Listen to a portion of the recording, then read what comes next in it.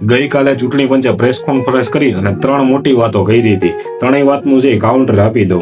3 વાતમાં પહેલી વાત એ કહી હતી કે એક જ નામના જે લાખો વોટર હોય તો એમાંથી જે કોને રાખવા અને કોને કાઢવા એ જે ચૂંટણી પંચ છે એ નક્કી નથી કરી શકતું. તો ચૂંટણી પંચને એટલું જ કહેવું હતું, એક જ નામના ભલે લાખો વોટર રહ્યા પણ બધાના પપ્પાના નામ, બધાની અટક, બધાના મોબાઈલ નંબર, બધાનું એડ્રેસ એ બધું સેમ ન હોય. તો એના ઉપરથી જે તમે ફિઝિકલી જઈ અને વેરીફાઈ કરી શકો છો એક જ નામના કેટલા છે અને કેટલા ફરજી છે એમાંથી.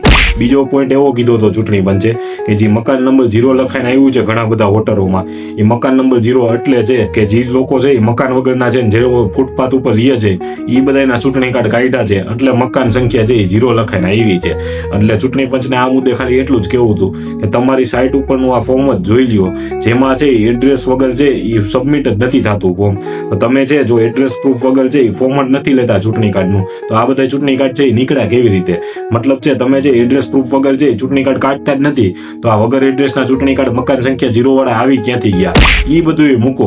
એક આ ભાજપના મોટા નેતાનું નામ છે ચૂંટણી યાદીમાં છે અને એ મોટા નેતાની મકાન સંખ્યા છે 0 છે, કારણ એની પાસે મકાન છે એનો જે દસ્તાવેજ છે એ મોજૂદ છે. તો તમે જે આમનું જે મકાન સંખ્યા 0 છે એ કરી અને કેવી રીતે ચૂંટણી કાર્ડ કાઢ્યું? આનો જવાબ છે જરૂર આપજો. અને ત્રીજો પોઈન્ટ, સીસીટીવી મુદ્દે છે ચૂંટણી પંચનું એવું કહેવું છે કે બૂથના સીસીટીવી એટલે નથી આપતા કે મહિલાઓ બહેનોના ફોટો વિડીયો છે વાયરલ ન થાય.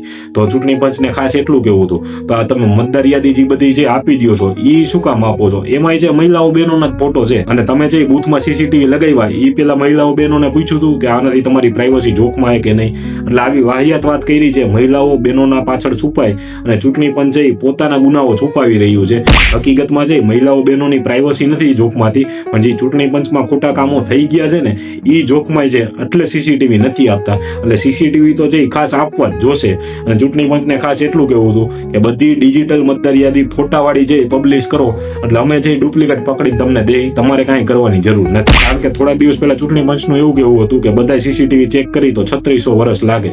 તો તમારે એકલાએ પણ બધા ચેક નથી કરવા, તમે આખા દેશને આપી દો ને સીસીટીવી, એટલે દેશ છે એની રીતે જોઈ અને નક્કી કરી લેશે ક્યાં ક્યાં ખોટું થયું છે. બીજી એક વાત ચૂંટણી પંચે એવી કહી હતી કે ડબલ વોટિંગ થયું હોય ને તો અમને પ્રૂફ આપો. હવે આ એક વિડીયો જોઈ લો, એમાં આ છોકરો છે ને 8 વાર જઈ મત નાખે છે અને ચૂંટણી પંચે આપણી પાસે પ્રૂફ માંગે છે. એટલે હકીકતમાં જે ચૂંટણી પંચ પોતાની યાદી છે એ છુપાવવા માંગે છે. ચૂંટણી પંચની જે ક્રેડિબિલિટી છે એ 0 થઈ ગઈ છે અને ચૂંટણી પંચ એ પ્રોપેગેન્ડા છે બીજેપીની જેમ 100% કરી રહ્યું છે. એટલે ખાસ ચૂંટણી પંચને કેવું હતું, ભારતમાં લોકશાહી છે અને લોકશાહી મુજબ તમારે તટસ્થ રહેવાનું હોય. જો જનતા પ્રત્યે છે તમે તટસ્થ રહેવા માંગતા હોય તો છે આ હોદ્દા નિભાવો, નકર પછી જે રાજીનામું દઈને વેતા થાવ તો જનતા છે એની રીતે બધું કરી લેશે. ધન્યવાદ. જય હિન્દ, જય ભારત.